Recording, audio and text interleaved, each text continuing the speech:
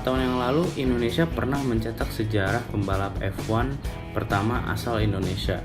Untuk Anda yang masih tinggal di Goa, pembalap ini bernama Rio Haryanto. Sekarang gue akan menjelaskan kenapa Rio masih berhak pembalap mobil F1 dan kenapa Rio sudah tidak pantas pembalap mobil F1. Sebelumnya, gue mau menjelaskan mengapa kursi Rio diberikan ke Esteban Ocon oleh Manor.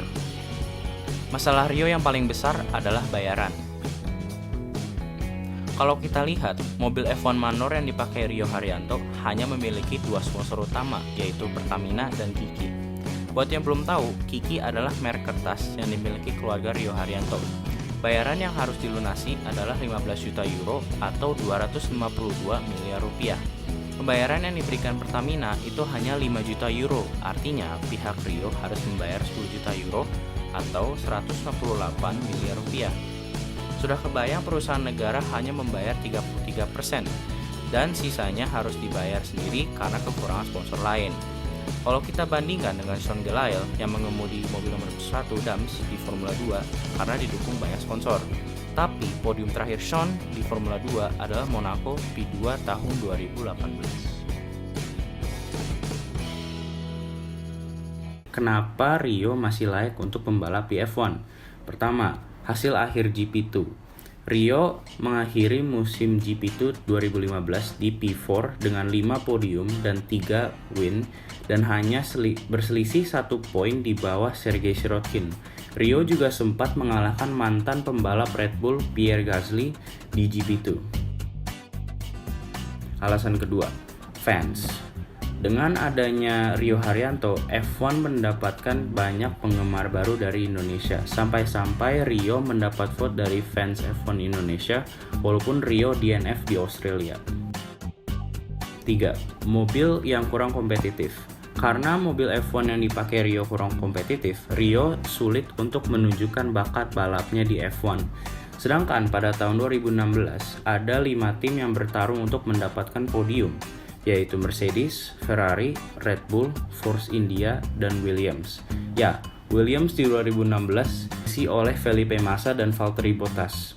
Mungkin jika Rio bertanding di F1 tahun 2020, Rio bisa dapat finish 10 besar karena hanya 2 tim yang benar-benar mampu mendapat podium di tahun ini. Itu tadi alasan kenapa Rio masih layak. Sekarang gue mau ngasih tahu kenapa Rio memang sebaiknya meninggalkan F1. Yang pertama, hasil akhir GP2. Kalau ada yang nanya bukannya hasil GP2-nya bagus ya? Benar, Rio mendapatkan hasil P4 di standings akhir musim GP2. Tapi kalau kita lihat lagi standingsnya GP2 2015, dimenangkan oleh Stoffel Vandoorne dengan 203 poin di atas Rio. Sekarang Stoffel sudah di-drop oleh McLaren dan berlanjut ke Formula E. P2 diambil oleh Alexander Rossi yang tidak pernah menyentuh kursi F1. P3 diambil oleh Sergei Sirotkin yang bertanding di F1 2018 dan hanya mendapatkan 1 poin, sedangkan teammate-nya Lance Stroll mendapat 6 poin di tahun itu. Walaupun Rio mengalahkan Pierre Gasly dengan 28 poin, tapi Pierre adalah rookie pada tahun itu dan pada tahun 2016, Pierre memenangkan GP2 di depan Antonio Giovinazzi. Bisa dibilang lulusan GP2 tahun 2015 kurang baik. Kalau kita lihat karir Sean Gelael di F2, Sean harus menghadapi rookie Charles Leclerc yang memenangkan musim F2 2017. Dan Sean harus menghadapi rookie Alex Albon, Lando Norris, George Russell di tahun 2018. Alasan kedua, crash. Rio tidak finish akibat crash 3 kali dari 12 balapan. Walaupun tidak banyak, tapi crash yang dibuat Rio sangat merugikan tim Manor. Crash yang paling fatal adalah crashnya dengan Romain Grosjean di pit lane.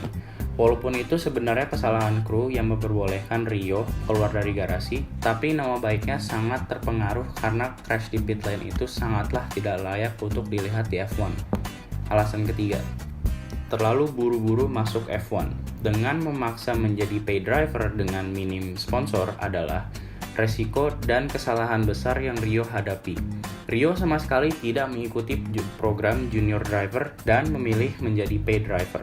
Walaupun jika Rio memilih untuk mengikuti junior programnya tim F1, kesempatannya sangat minim untuk balapan karena musim 2016 memiliki grid yang sangat kompetitif. Thanks for watching.